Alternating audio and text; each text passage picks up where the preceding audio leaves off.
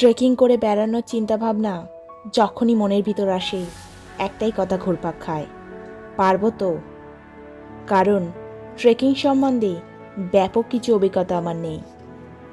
একবার ট্রেকিংয়ে গিয়ে যতটুকু আনন্দ পেয়েছি, সেইটুকু ভালো লাগা নিয়েই এই বেড়ানোটি আমার বেশ লেগেছে। তাই গাড়ি করে পাহাড়ে আর বেড়াতে ভালো লাগে না। 1 কিমি হোক বা 5 কিমি, পায়ে হেঁটে প্রকৃতির কোলে তাকে স্পর্শ করে বেশ উৎসাহিত হই। হাই ফ্রেন্ডস, কেমন আছেন সবাই? নেভার এন্ডিং জার্নি চ্যানেলে আপনাদেরকে স্বাগত জানাই। ছোট্ট ইচ্ছা ছিল যে একটা উইন্টার ট্রেক করব, এবং করেও ছিলাম 2023 সালে উত্তরাখণ্ডের কেদারকান্ঠা। কিন্তু উইন্টার ট্রেকে যেই সব অ্যাডভেঞ্চারগুলির আশায় ছিলাম তা পূরণ হয়নি। তাই উইন্টার ট্রেকের সুপ্ত ইচ্ছাটা পূরণ করার জন্য আবারও খোঁজ খবর শুরু হলো। আর সেই দিন থেকে মনের ভিতরে ভিতরে ট্রেক স্টার্ট হয়ে গিয়েছিল। এবারের গন্তব্য উত্তরাখণ্ডে পাঙ্গাচুলা পিক এবং কুয়ারি পাস, বিখ্যাত একটি উইন্টার ট্রেক। অন্যান্য উইন্টার ট্রেকের তুলনায় ভিড় বেশ কম, তার সাথে রোমাঞ্চকর একটি ট্রেক। এটিকে সাধারণ মানের ট্রেক বলাও মুশকিল, কারণ প্রায়শই তুষারপাতের জন্য রুট বন্ধ থাকে এবং কুয়ারি পাস ট্রেক কমপ্লিট হয় না। কুয়ারি পাস ট্রেক উত্তরাখণ্ডের গাড়োয়াল অঞ্চলের প্রাচীনতম ট্রেকগুলির মধ্যে একটি। 1905 সালে ভারতের তৎকালীন ভাইসরয় লর্ড কার্জন কুয়ারি গিরিপথে পৌঁছেছিলেন, এবং তখন থেকেই এই পথটিকে লর্ড কার্জনের পথ হিসাবে উল্লেখ করা হয়। এই 6-7 দিনের কুয়ারি পাসের ট্রেকটি আমার কাছে বিশেষ, কারণ অনেক আশা নিয়ে এই ট্রেকটি সাজানো হয়েছিল। যেতে হবে হরিদ্বার, এবং হরিদ্বার যাওয়ার অনেক ট্রেন থাকা সত্ত্বেও জার্নিটা যাতে আরামদায়ক হয়, তাই হাওড়া বার্মের সুপারফাস্ট ট্রেন ধরে ঘুরপথে হরিদ্বার যাওয়াটাকে বেছে নেওয়া হলো। এই ট্রেনটি হাওড়া থেকে দিল্লি মাত্র 8টি স্টপেজ দিয়ে উড়িয়ে নিয়ে যাবে, এবং দিল্লি থেকে মুসৌরি এক্সপ্রেস ধরে হরিদ্বার।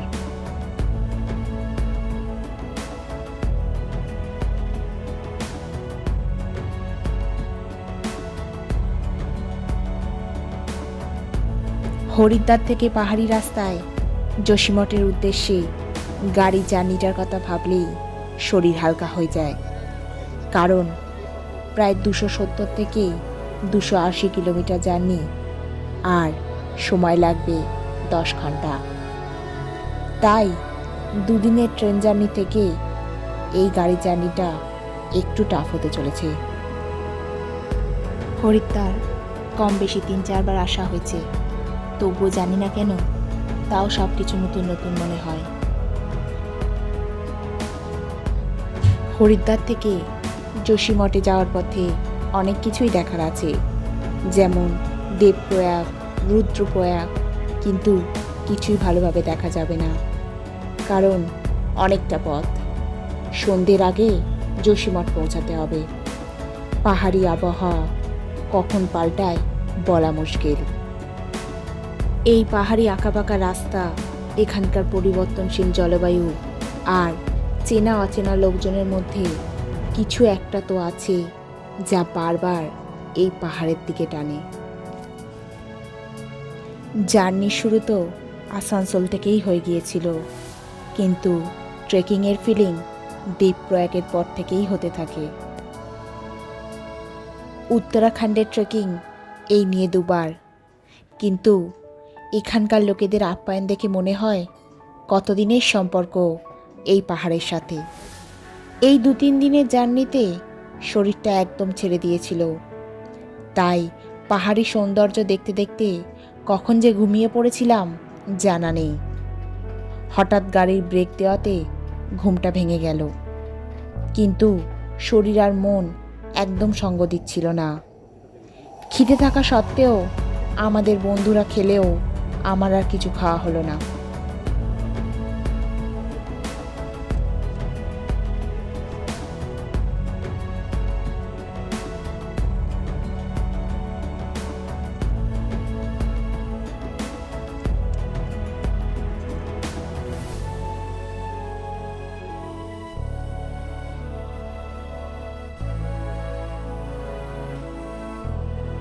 বিকেলের দিকে যোশীমঠে পৌঁছালাম। ব্যাকপ্যাক হোটেলে রেখে একটু ফ্রেশ হয়ে বেরিয়ে পড়লাম যোশীমঠের পথে। এক কাপ চায়ের সাথে যোশীমঠের প্রাকৃতিক সৌন্দর্য জার্নির ক্লান্তিটাকে মুছে দিল।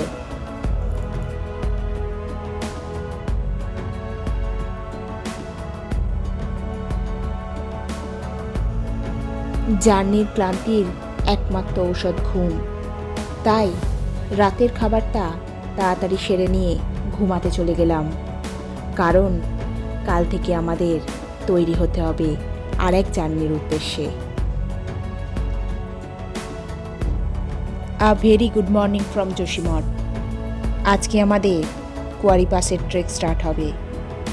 যেভাবে রুট সাজানো হয়েছে, ঢাক ভিলেজ বা তুগাসি হয়ে গুলিং টপ, তালি ঝান্ডি টপ হয়ে কুয়ারি পাস। কিন্তু ওয়েদারের যা রিপোর্ট, ওপরে প্রচুর স্নোফল এবং তুষারঝড়ের জন্য প্রায় সব ক্যাম্প সাইট এবং ট্রেক রুটই বন্ধ হয়ে গেছে। দেখা যাক কতটা এগোনো যায়। অনেকে তালি থেকেই রিটার্ন আসছে।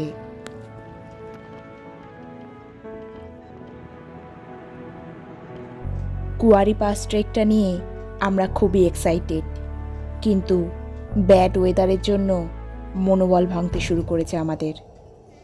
আজ খুব একটা বেশি হাঁটা নেই, মাত্র 3 থেকে 4 কিমি পথ। গুলিং টপে আজকে আমাদের ফার্স্ট ক্যাম্প সাইট।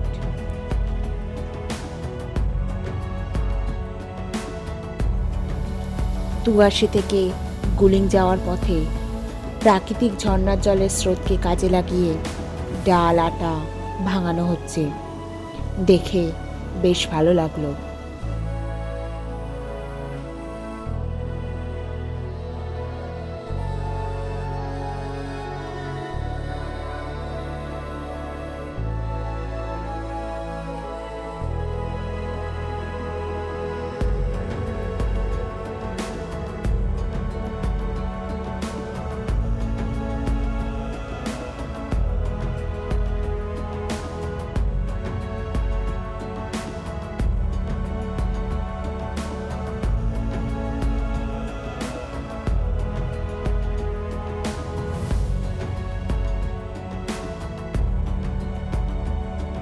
ট্রেকের প্রথম দিন, তাই একটু কষ্ট হচ্ছিল এবং প্রচণ্ড খিদেও পেয়েছিল। তাই গুলিংয়ে পৌঁছানো মাত্র শ্যাকটা কোনো মতে নামিয়ে টেন্টের ভিতর রেখে সবাই একটু খাওয়া দাওয়া সেরে নিলাম।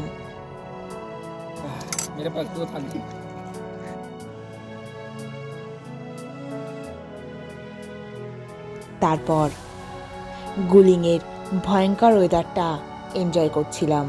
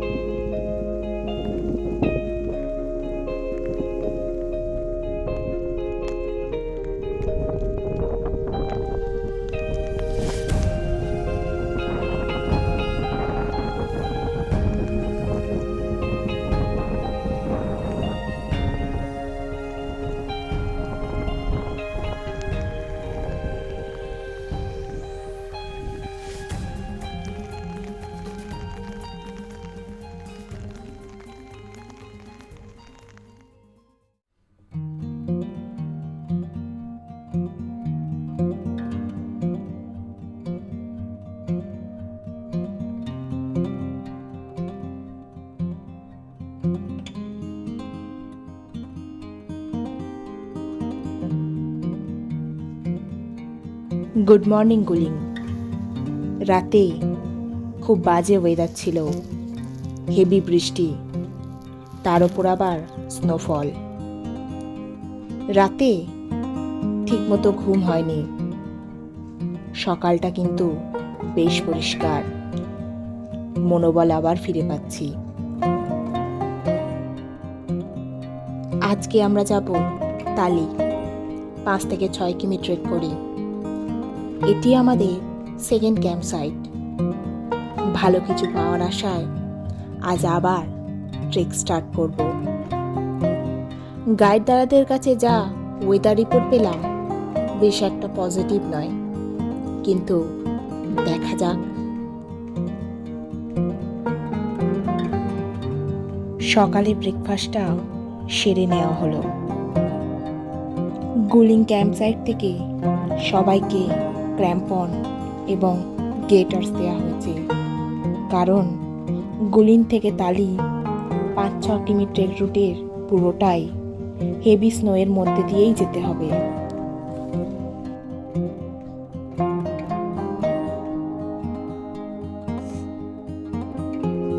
যেহেতু ওয়েদার ভালো নয়, তাই ট্রেক লিডার বলে দিয়েছে সন্ধ্যের আগে পৌঁছালে ভালো হয়, কিন্তু এতটাই হেভি স্নো, তার ওপর ক্র্যাম্পন পরে বেশি জোরে হাঁটা খুব মুশকিল হয়ে দাঁড়িয়েছে।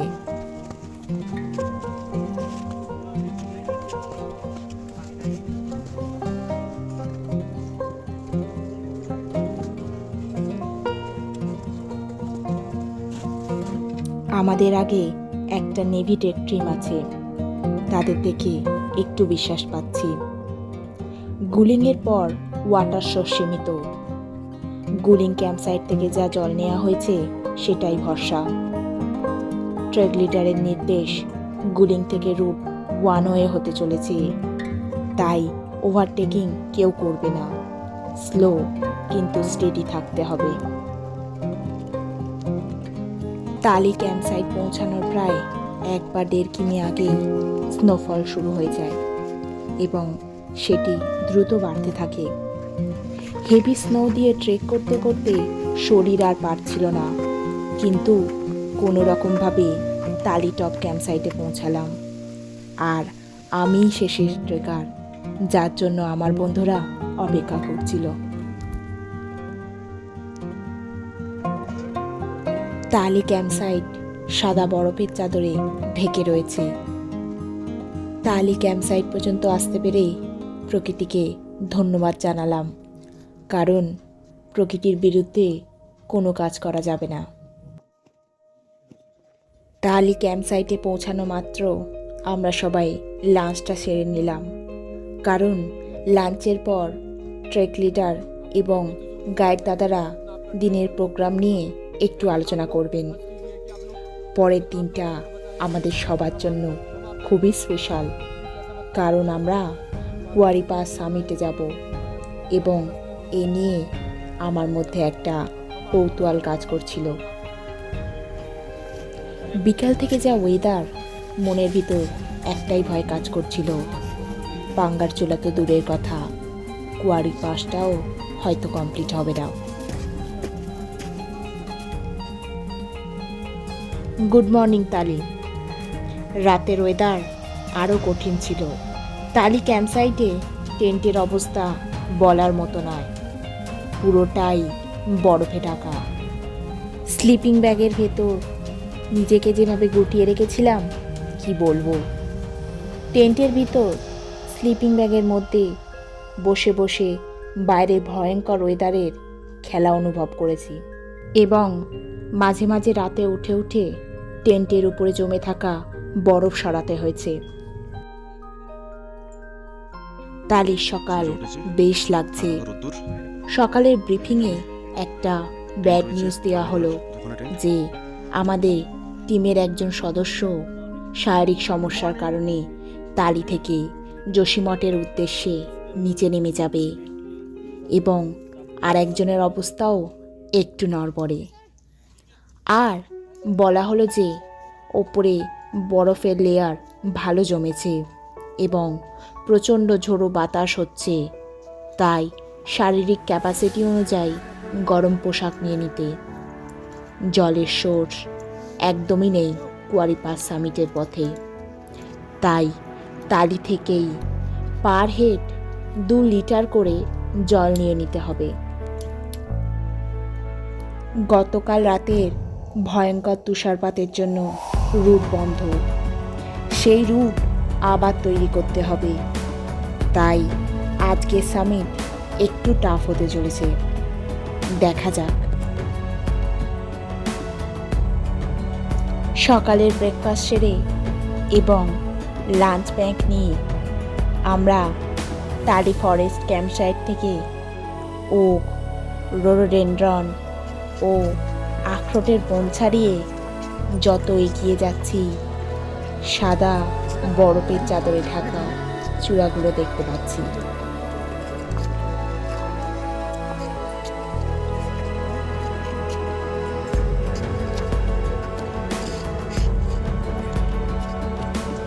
আর আমাদের যাওয়ার পথে মনে হচ্ছে কেউ যেন সাদা সাবুরদানা ছড়িয়ে রেখেছে। সাবধানে ভিডিও বা ফটো করতে হচ্ছে, কারণ একবার ফোন বা ক্যামেরা নরম বরফের মধ্যে পড়লে হয়ে গেল।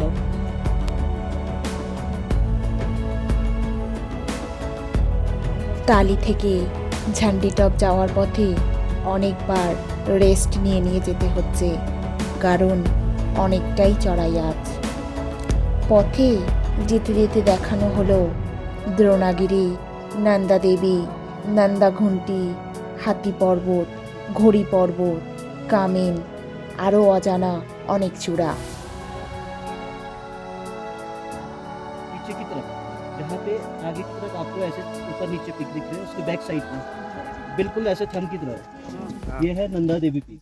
ये इंडिया का सेकंड हाईएस्ट पीक है, 7817 मीटर, 7817 मीटर। फिर उसके बाद आप लोग आएंगे, फिर इस साइड दिखेगा आपको जो पीछे की तरफ एक शार्प सा दिख रहा है, फिर कलंका है। फिर इस आगे वाले पिक पे आएंगे, बिल्कुल आगे की तरफ एक कौन सा दिख रहा है, बिल्कुल ऊपर टॉप पे चमक रहा है आइस, ये हनुमान पिक है। फिर उसके बाद सीधा टॉप पे आएंगे ये बड़ा सा, ये द्रोणागिरी पिक है, 7066 मीटर। यहीं से हनुमान जी संजीव जी का पहाड़ लेके गए। সত্যি রোমাঞ্চকর ট্রেক। কখনো ভুল করে এদিক ওদিক পা পড়তেই কোমর পর্যন্ত বরফে ঢুকে যাচ্ছে।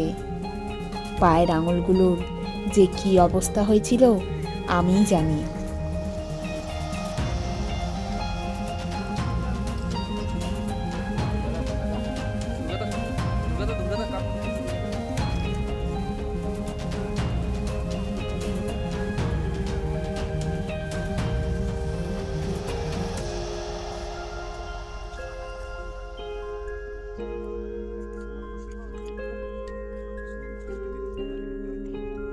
হাঁপাতে, সরতে, পড়তে কোনোমতে ঝান্ডিটপে পৌঁছালাম। অনেকটাই পথ চলে এসেছিলাম। ঝান্ডিটপে আরও অনেক চূড়া দেখানো হলো, আমার মনে নেই। 10-15 মিনিট ওয়াটার ব্রেক দেওয়া হলো এবং তারপর আবার যাত্রা শুরু কুয়ারি পাসের উদ্দেশ্যে।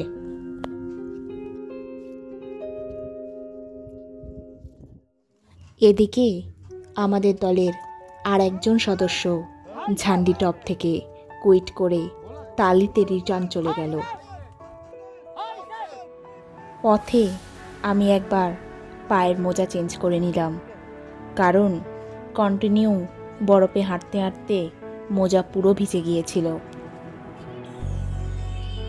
দলছুট হওয়া যাবে না, তাতে কনফিডেন্ট হারানোর একটা ব্যাপার থাকে, তাই দলের সাথে থাকার চেষ্টা মাত্র করছিলাম, কিন্তু মাঝে মাঝে অনেকটাই পিছিয়ে পড়ছিলাম।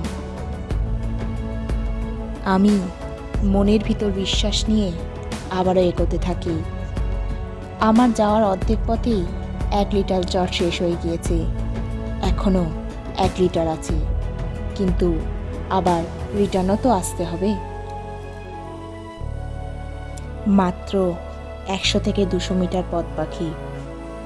কুয়ারি পাস স্টপ দেখতে পাচ্ছিলাম, কিন্তু শরীরের যা অবস্থা, এই সামান্য দূরত্বটা আমার কাছে এভারেস্টের থেকে কোনো মতেই কম মনে হচ্ছিল না।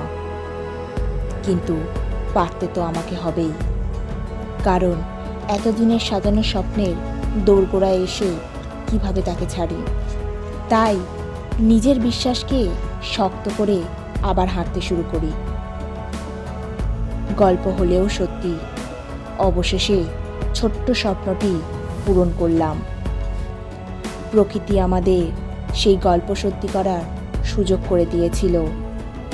তাই আজ আমরা কুয়ারি পাশে সশরীরে দাঁড়িয়ে প্রকৃতির অপরূপ সৌন্দর্য উপভোগ করতে লাগলাম। এদিকে প্রকৃতি নিজে রূপ পাল্টাতে শুরু করেছে। এবার নামতে হবে।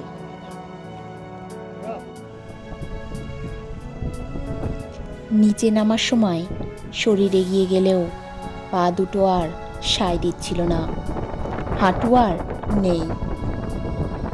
তার মধ্যে আর এক বিপদ অপেক্ষা করছিল। আমাদের পুরো টিমটাই প্রবল তুষারঝড়ের কবলে পড়ল। এ তো মহাবিপদ। ওপরে কোনো মতে দাঁড়ানো যাবে না, কিন্তু সুস্থভাবে নামতেও হবে। তাই সবাই দল বেঁধে নামতে লাগলাম। পাহাড়ের ওই উচ্চতায় তুষারঝড়ের কবলে পড়ার এই ভয়ঙ্কর অভিজ্ঞতার গল্প আমার কাছে চিরস্মরণীয় হয়ে থাকবে। সবাই সুস্থভাবে ফিরে ভগবানকে ধন্যবাদ জানালাম। ট্রেক লিডার, গাইড এবং আমার বন্ধুদের অসংখ্য ধন্যবাদ, যাদের সহযোগিতায় আমি আমার ছোট্ট স্বপ্নটা পূরণ করতে পারলাম। তাহলে আজকের ভিডিওটি এখানেই শেষ করছি। ভালো থাকবেন, সুস্থ থাকবেন।